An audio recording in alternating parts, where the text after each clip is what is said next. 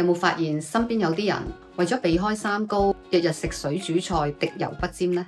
成日怕油，怕到見到油都走開，但係又會覺得個人好乾，皮膚黃，冇乾燥，頭髮又易甩，仲成日搞到便秘添。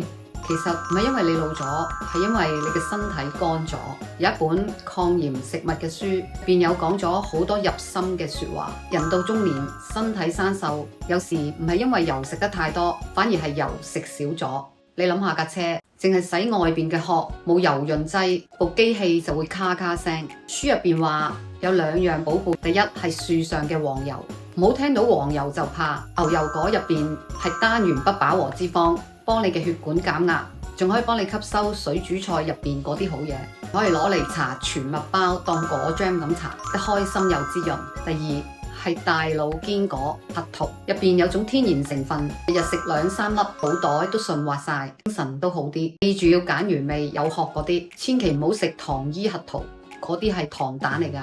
煮飯嘅時候，我哋少啲油炸，多啲用橄欖油、亞麻籽油，胃都會滑溜啲，身體就舒服啲啦。人到中年唔係滴油不沾，反而係要識得用一啲好嘅油，先至可以養得好自己。分享呢條片俾你成日唔敢食油嘅朋友，等我哋都一齊識得揀啲對身體有益嘅油啦。